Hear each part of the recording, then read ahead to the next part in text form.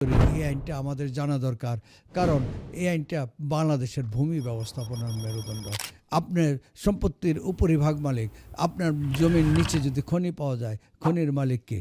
আপনি না, এটা হবে রাষ্ট্র। স্যার গণপ্রজাতন্ত্রী বাংলাদেশ সরকারের অবসরপ্রাপ্ত অতিরিক্ত সচিব, স্যার বাংলাদেশ পর্যটন কর্পোরেশনের সাবেক চেয়ারম্যান। তৎকালীন সময়ে এই আইনের ২০ ধারাতে বলা হয়েছে কোনো জমিদার ৩৭৫ বিঘা উপর জমি রাখতে পারবে না। ব্রিটিশ আমলে যে শোষণের জমিদার ছিল, সেই জমিদারি প্রথা চিরতরে বিলুপ্ত হয়েছে এই আইন দ্বারা।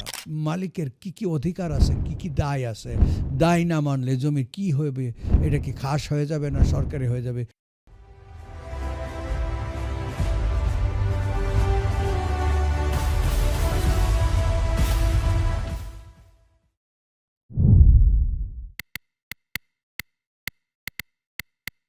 সুপ্রিয় দর্শক শ্রোতা, আপনাদের স্বাগত জানাচ্ছি হান্নান মিয়া স্যারের আইন পাঠ অনুষ্ঠানের নতুন একটি পর্বে। আজকে আমরা 1950 সালের জমিদারি অধিগ্রহণ ও প্রজাস্বত্ব আইন দিয়ে জানবো স্যারের কাছ থেকে। স্যার গণপ্রজাতন্ত্রী বাংলাদেশ সরকারের অবসরপ্রাপ্ত অতিরিক্ত সচিব, স্যার বাংলাদেশ পর্যটন কর্পোরেশনের সাবেক চেয়ারম্যান এবং প্রত্নতত্ত্ব অধিদপ্তরের সাবেক মহাপরিচালক। এর বাইরেও স্যার মাঠ প্রশাসন থেকে শুরু করে প্রশাসনের বিভিন্ন স্তরে কাজ করেছে। স্যার আইন বিষয়ে আমাদের সবসময় পরামর্শ দিয়ে থাকে। স্যার আপনাকে এই অনুষ্ঠানে স্বাগত জানাচ্ছি। কেমন আছেন স্যার? ধন্যবাদ। বিসমিল্লাহির রহমানির রহিম। সুপ্রিয় দর্শকবৃন্দ, আসসালামু আলাইকুম। আজকের 11তম পর্বে আপনাদের সমীপে পেশ করছি রাষ্ট্রীয় অধিগ্রহণ ও প্রজাস্বত্ব আইন 1950। বিগত পর্বে বলেছিলাম রাষ্ট্রীয় অধিগ্রহণ ও প্রজাস্বত্ব আইনটি প্রণীত হয়েছে ল্যান্ড রেভিনিউ কমিশন তথা ফ্লাউড কমিশনের সুপারিশের ভিত্তিতে। 1950 সালে এই আইনটি যখন প্রণীত হয়, তখন এই আইনটির নাম ছিল পূর্ব বাংলা রাষ্ট্রীয় অধিগ্রহণ ও প্রজাস্বত্ব আইন 1950। আমাদের মুক্তিযুদ্ধের পর 1972 সালে এই আইন থেকে পূর্ব বাংলা শব্দটি PO 48 মূলে এটা বাতিল করা হয়। বর্তমানে আইনটির নাম রাষ্ট্রীয় অধিগ্রহণ ও প্রজাস্বত্ব আইন 1950। স্যার জি বলেন। স্যার পিও বলতে কি বোঝেন? পিও, ধন্যবাদ আপনাকে। পিও অ্যাকচুয়ালি আমাদের দেশে যত আইন আছে, সংবিধানের অধীনে যে আইন প্রণয়ন হয় সেটাকে বলা হয় অ্যাক্ট বা অর্ডিন্যান্স বা অধ্যাদেশ। কিন্তু যখন সংবিধান ছিল 1972 সালে, তখন বাংলাদেশ পরিচালিত হয়েছে রাষ্ট্রপতির আদেশ দ্বারা, প্রেসিডেন্সিয়াল অর্ডার, এটাকে সংক্ষেপে আমরা পিউ বলে থাকি। তখন রাষ্ট্রপতির প্রায় 160-65টার মতো পিউ হয়েছিল। এই পিউ দ্বারা বাংলাদেশ চলেছিল একটা বছর। পরবর্তীতে যখন সংবিধান প্রমালগেট হয়েছে, তারপরে থেকে সংবিধানের অধীনে প্রণীত আইন দ্বারা বাংলাদেশ পরিচালিত হয়েছে। সেই পিউর অধীনে PO 48 প্রচলিত হয়েছিল। এই PO 48 দ্বারা এই আইনটির নামকরণের পরিবর্তনটা আনা হয়েছিল। এই আইনটি যখন প্রথম প্রচলিত হয়, তখন এই আইনটি 5টি পার্ট ছিল। বর্তমানেও 5টি পার্ট আছে, কারণ এর মধ্যবর্তী সময়ে এই প্রায় স্বাধীনতার পরে 50 বছর চলে গিয়েছে। প্রায় 75 বছরের সময়ের মধ্যে এই আইনটি 42 বার সংশোধন হয়েছে। এই জন্য এই আইনের কিছু পরিবর্তন আছে।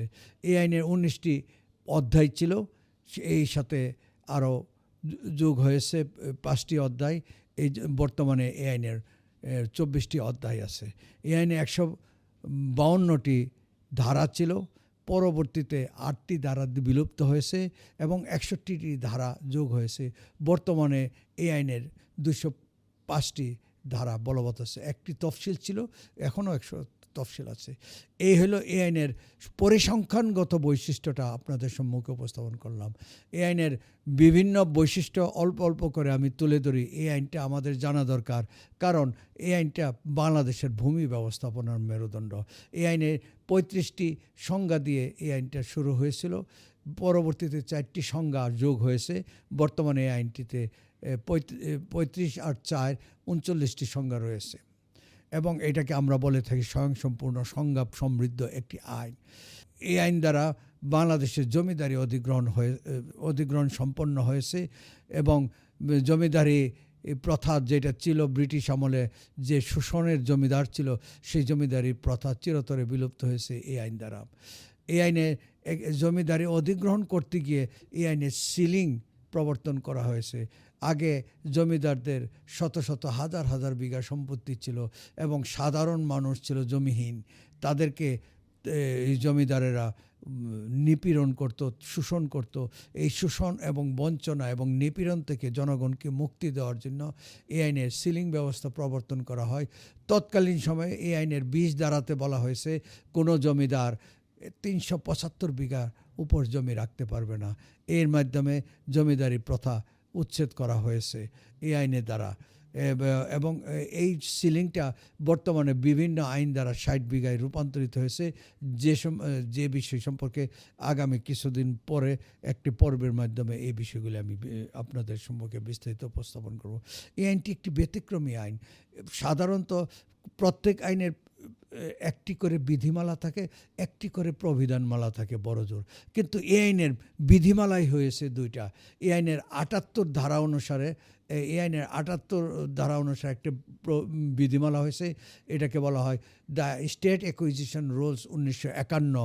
মানে 1951 সালে এই আইনের রাষ্ট্রীয় অধিগ্রহণ সম্পর্কে একটা বিধিমালা হয়েছে এবং 152 ধারার মতে এই আইনের একটি বিধিমালা হয়েছে।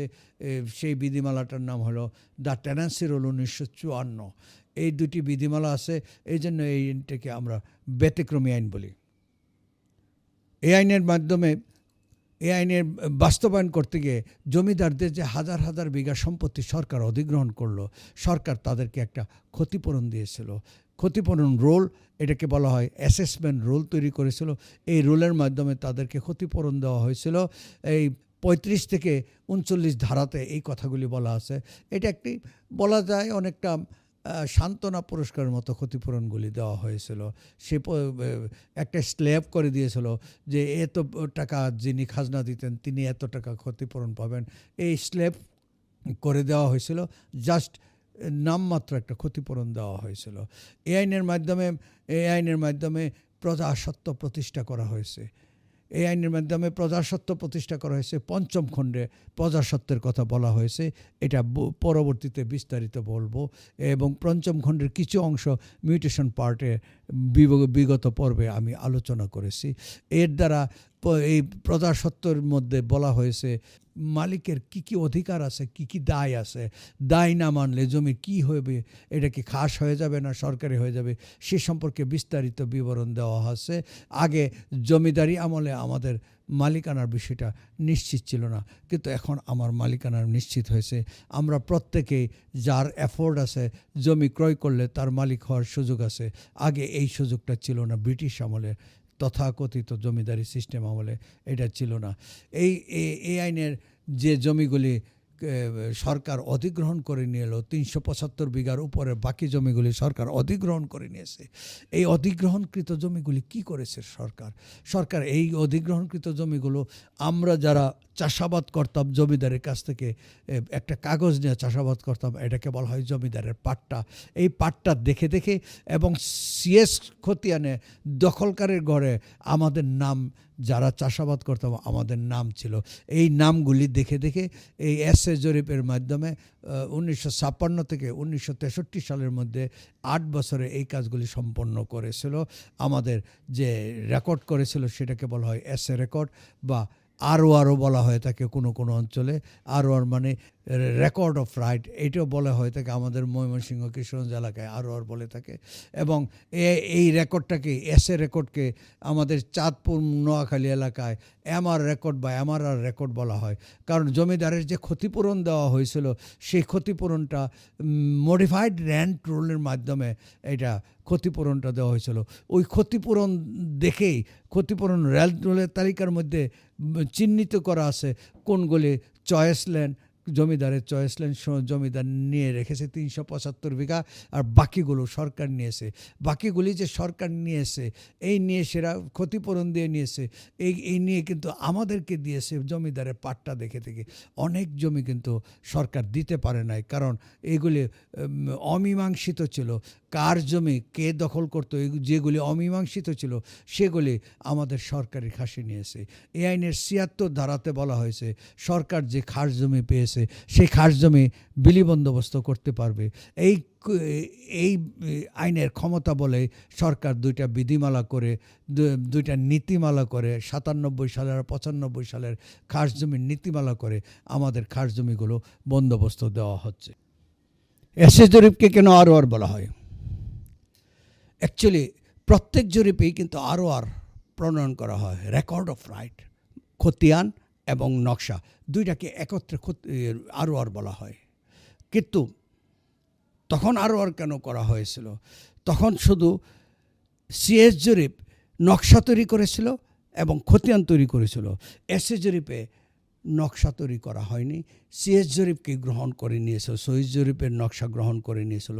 তখন চোখের সামনে দিনে রাতে ক্রাশ প্রোগ্রামের মাধ্যমে এদেশে এই খতিয়ানটাই তৈরি করা হয়েছিল।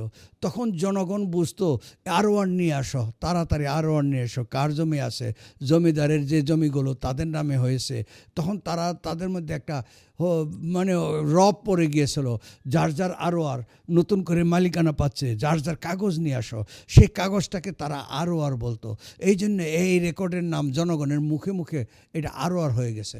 অ্যাকচুয়ালি ROR কিন্তু প্রত্যেক জরিপেই প্রণয়ন করা হয়, কিন্তু জনগণ যখন প্রথমবারের মতো জমিদারের কাছ থেকে মালিকানাটা, নিজের প্রজাসত্বটা পেয়ে আসলো, তখন কিন্তু ROR কথাটা জনমুখে প্রচলিত হয়ে গেছে।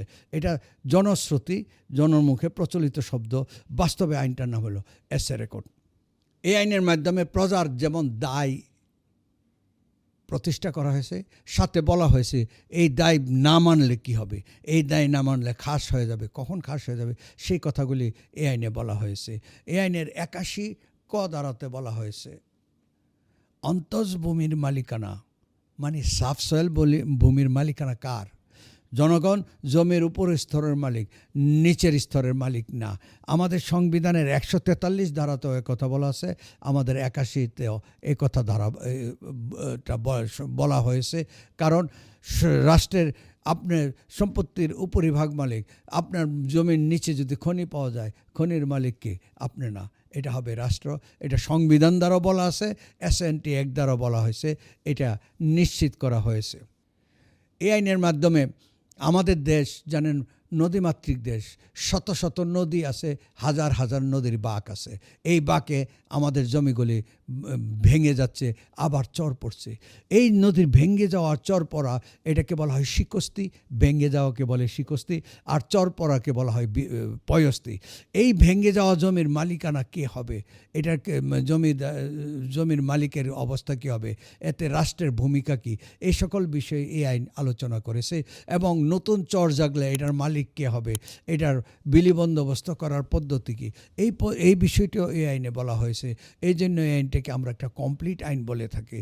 এবং এই আইনের যদি আমাদের খাসকরণ করা হয়, কারো জমি খাস হয়ে গেল, সে দায়িত্ব পালন করলো না, এইটা নিয়ে আমি পরবর্তী আরেকটা পর্বে আলোচনা করব। কখন আমাদের জমি খাস হয়ে যাবে সেটা ধীরে ধীরে বলবো। আজকে শুধু যেহেতু বৈশিষ্ট্য নিয়ে আলোচনা করব, শুধু এই বিষয়টা বলছি। খাস হওয়ার পদ্ধতিগুলিও এই আইনে বলা হয়েছে। এই জন্য এই আইনটাকে আমরা একটি কমপ্লিট আইন বলে থাকি। এই আইনের মাধ্যমে দেওয়ানি আদালতের এখতিয়ার চিহ্নিত করা হয়েছে। আপিল আর রিভিশন অবশ্যই গুরুতর পার্থক্য আছে, বড় ধরনের পার্থক্য আছে। তো ইউনিয়ন ভূমি সহকারী কর্মকর্তাকে নিয়ন্ত্রণ করবেন এসিল্যান্ডকে নিয়ন্ত্রণ করবেন কালেক্টরকে নিয়ন্ত্রণ করবেন কমিশনারকে নিয়ন্ত্রণ করবে ভূমি মন্ত্রণালয়। মাঝে আরেকটা স্টেজ রয়ে গেছে ভূমি সংস্কার বোর্ড। এই আইনে কে কাকে নিয়ন্ত্রণ করবে, এই আইনটাকে বলা হয় ম্যাগনা কার্টা। কেন ম্যাগনা কার্টা বলা হয়?